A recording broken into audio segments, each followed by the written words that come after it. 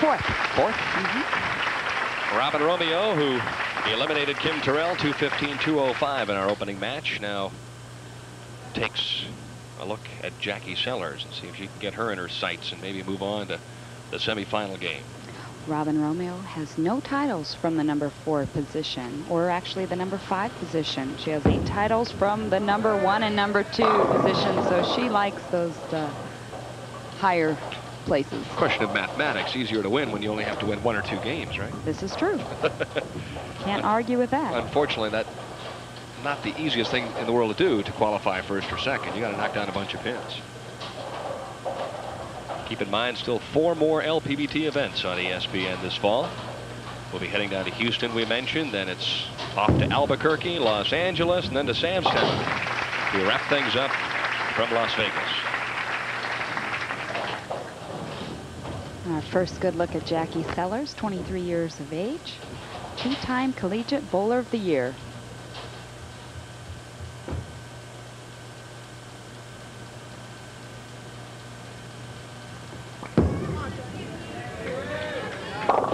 Oh boy, not the way you want to open up your first championship round appearance. And she starts with a washout. Well, she trusted the ball.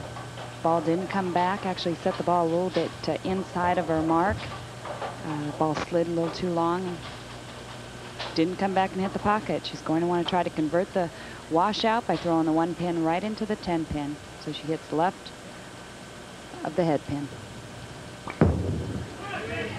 Good run for it. Oh. Heart pounding a little bit. You make a great spare attempt and you wrap the 1 right around the 10. And look at Jackie's game. 4-step approach, very long first step, very basic game, not much backswing either, but that little bit of a knee bend. And this is her attempt at the spare, and this is very frustrating for any bowler in the country as you throw this head pin right around the 10. I hate it when that happens. Yeah, awful close. Well, one would expect her to maybe tug the next shot, although it looked like she might have been distracted just a little bit. Leaves the 3 and the 6. Really appeared that she set that ball very deep inside of where she has been playing. It almost looked as if her ball crossed around the 13th, 14th board at the arrows.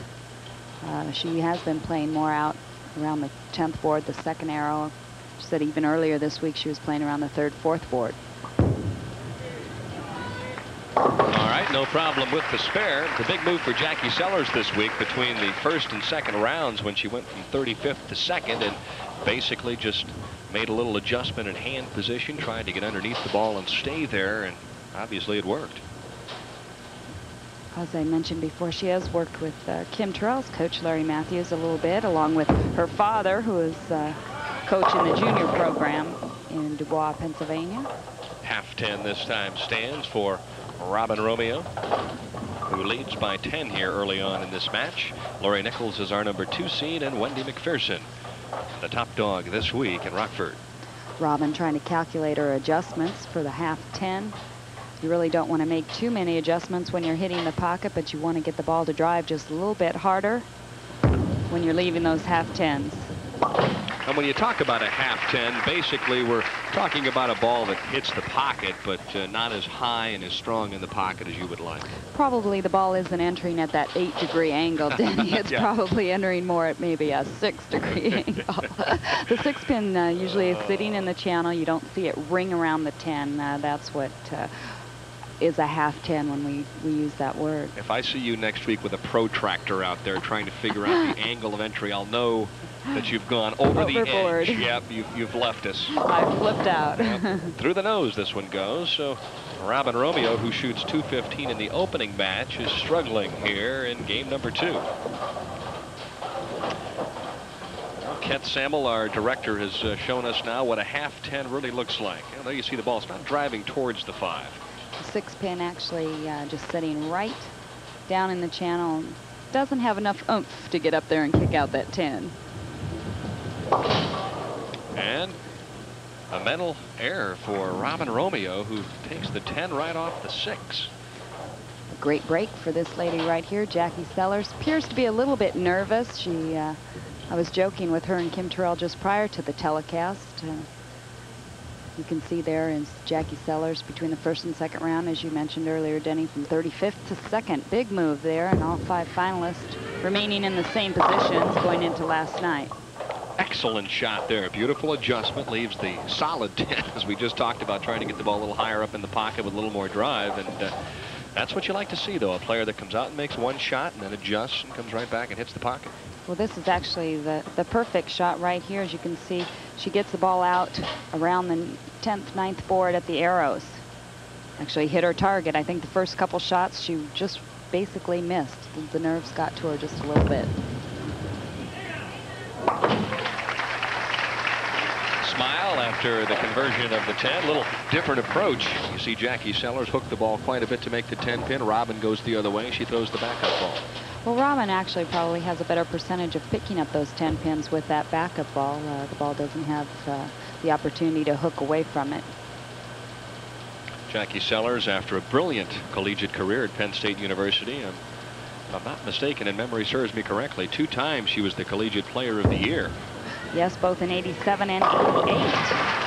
Beautiful shot as she comes back in the 4th with a strike, and she leads by 2. We'll be back with more from Rockford, Illinois, and the Hammer Midwest Open right after this.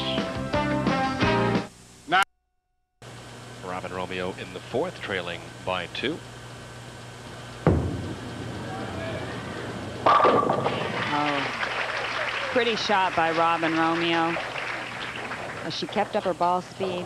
It appears lane 7 is actually have a little bit of a hook spot. Lane 8 seems to be the better of the 2 lanes for Robin. As you can see there, good ball speed, good result. Robin Romeo's 1990 television average 204.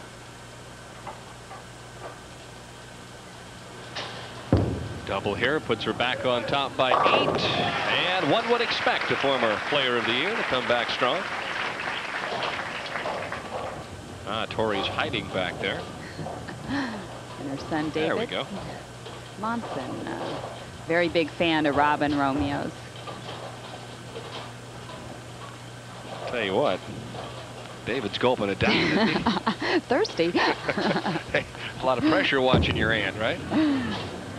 Oh, sweet shot for Jackie.